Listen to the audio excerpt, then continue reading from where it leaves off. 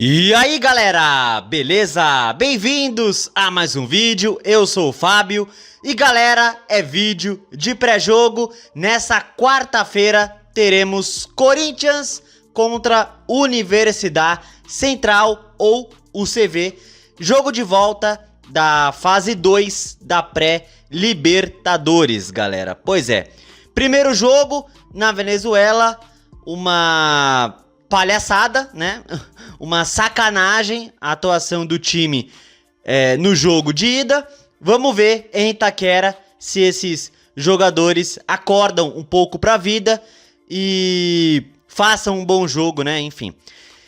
E já começo dizendo o seguinte, tá? Já começo dizendo o seguinte: uma classificação nessa quarta-feira é o mínimo do mínimo, porque esse time venezuelano é horroroso, né?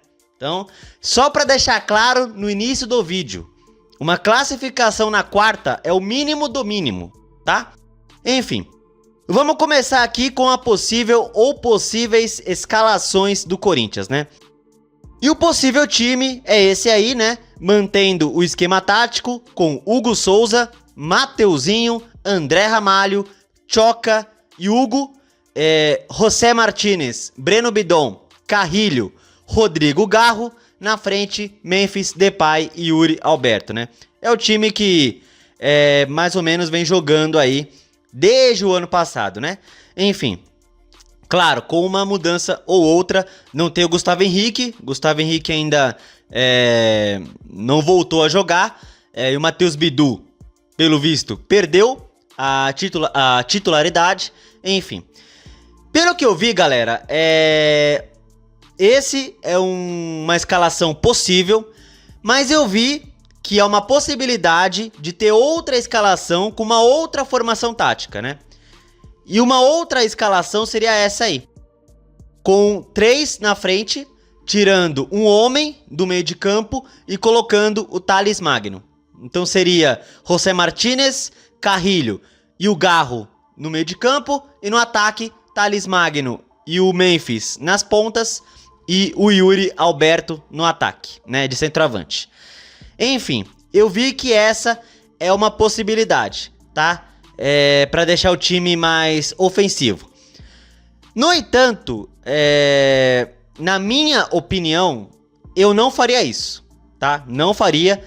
Na minha opinião, essa deve ser a escalação, tá? Mantendo esse esquema. Por quê? 2 motivos. Primeiro, que o time já está habituado a jogar nessa formação, né? Já está habituado desde o ano passado, certo? Segundo, eu não acho que os últimos jogos abaixo do Corinthians, eu não acho que o problema seja a formação tática. Não acho. Eu não vejo problema no esquema tático.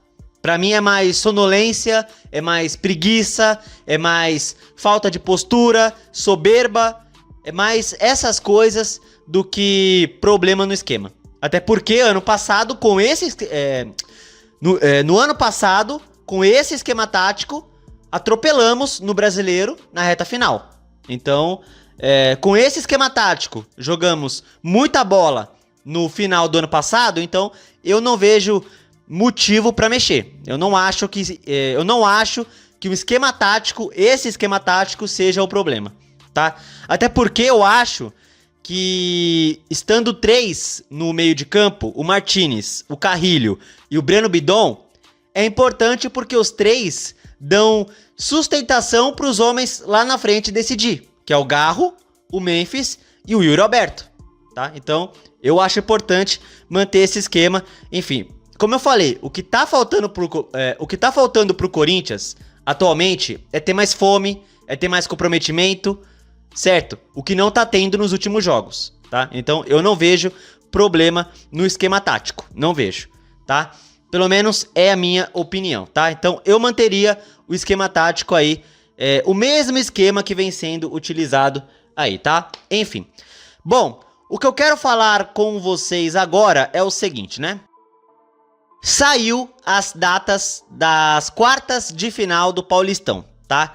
O Corinthians joga domingo às 6h30 contra o Mirassol tá? Neoquímica Arena, tá? Eu preferia que o Corinthians jogasse no sábado, mas marcaram para domingo aí. Também no domingo tem Santos e Bragantino. Na segunda, São Paulo e Novo Horizontino.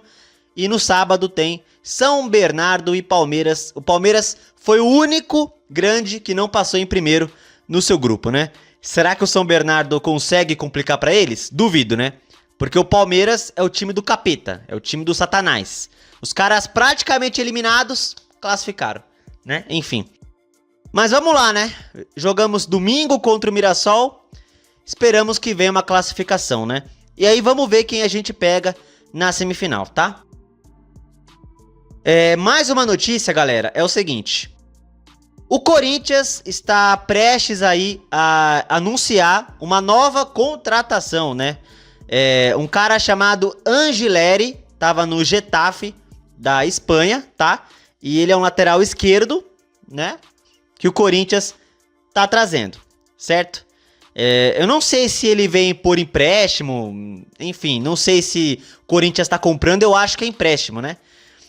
Parece que o empréstimo até o final deste ano. E aí o Corinthians ficaria com 4 laterais esquerdos no elenco, né?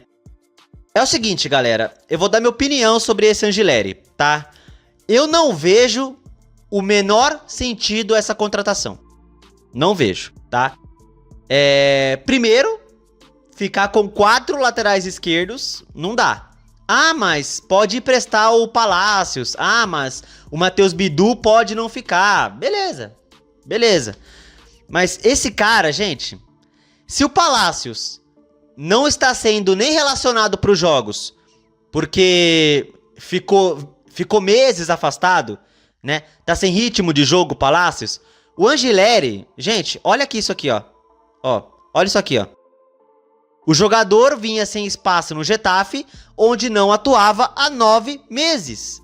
Então, se o Palácios não é nem relacionado, porque ficou um monte de meses fora, olha esse lateral que o Corinthians está trazendo. A mesma coisa.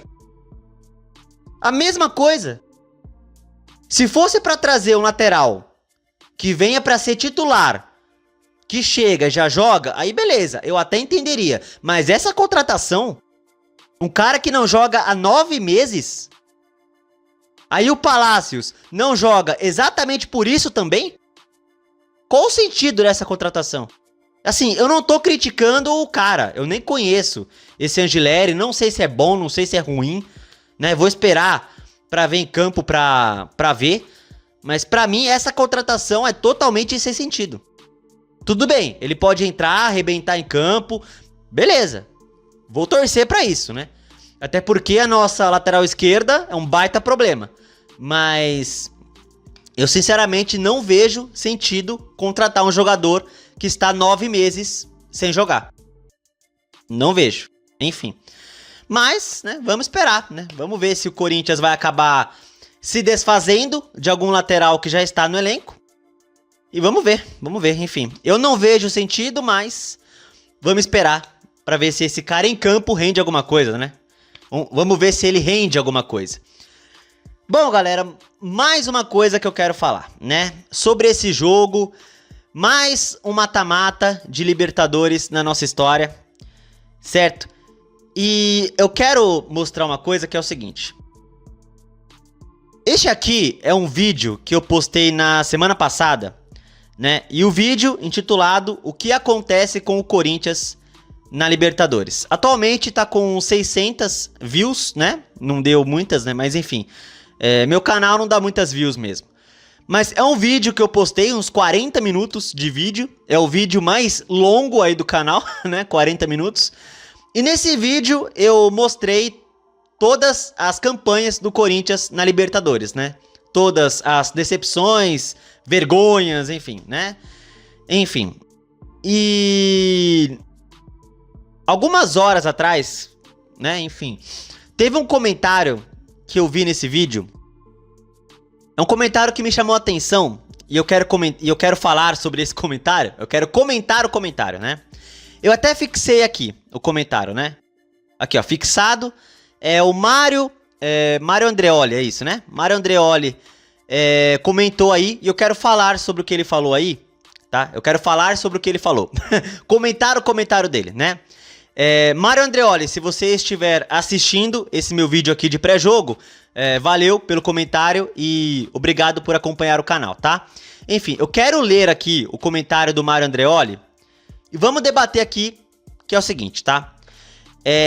Olha o que ele escreveu. Vivi as duas eliminações para o rival, né? O Palmeiras em 99 e em 2000 da Libertadores, né? Que eu citei nesse vídeo, que se eu tivesse visto ao vivo eu teria surtado, né? Aí ele continua. A de 2000 foi pior, um misto de decepção profunda e tristeza, pois era revanche. Tínhamos mais time e tivemos a classificação nas mãos. Depois disso, o Corinthians sofreu desmanche, entrou em crise e só não caiu na Copa João Avelange, o brasileiro de 2000, porque não tinha rebaixamento, né? Isso é verdade. Esse padrão, crise pós-eliminação, se repetiu em 2003 e 2006, ambas após perder para o River Plate.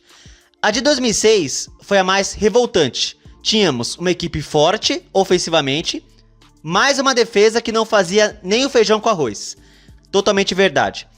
Tanto em 2006 quanto em 2010, poderíamos ter ganhado, mas a maldição das oitavas só seria quebrada em 2012, né? A torcida corintiana faz qualquer plantel mais ou menos amassar adversários na fase de grupos, quando joga em casa. Nos jogos fora, porém, a postura do time sempre deixa muito a desejar. Sempre. Olha o que aconteceu na Venezuela. Se acovarda demais. O oposto que se espera de uma equipe do Corinthians. Fomos eliminados em 2010, 2016, 2018 e 2020 pelo gol fora, porque não buscamos no jogo de ida, mas tomamos na volta. Pois é. É o que eu mostrei nesse vídeo, né? Que o Corinthians não ganha um jogo de mata-mata de Libertadores fora do Brasil desde 96, né? Enfim, eu mostrei isso nesse vídeo. Nos mata-matas em casa, a necessidade de reverter um resultado diante da torcida deixa o time nervoso, suscetível a cair na catimba de um adversário que já tem a vantagem e corre risco de perder um jogador expulso ou tomar um gol de contra-ataque besta que desestabiliza todo o time. A história mostra isso. Foi assim em 2003, 2006 e 2015. Né? Eu lembro de 2006, por exemplo, estávamos ganhando 1-0 e estávamos nos classificando com esse 1-0. Chegou no segundo, tomou um empate, o time morreu, terminou 3-1 e a torcida querendo invadir o gramado para bater em todo mundo. Enfim, o que ele falou tá certo, tá certinho. A postura do time de 2025 me acende alguns alertas. Se quiser conquistar algo, vai ter que arrumar a defesa e ser combativo fora de casa. Lembra um pouco o time de 2006, bom do meio pra frente, ruim na defesa. Pois é, o time de 2006 tinha Carlos Alberto, Tevez, Nilmar, mas na zaga tinha Marinho e Betão.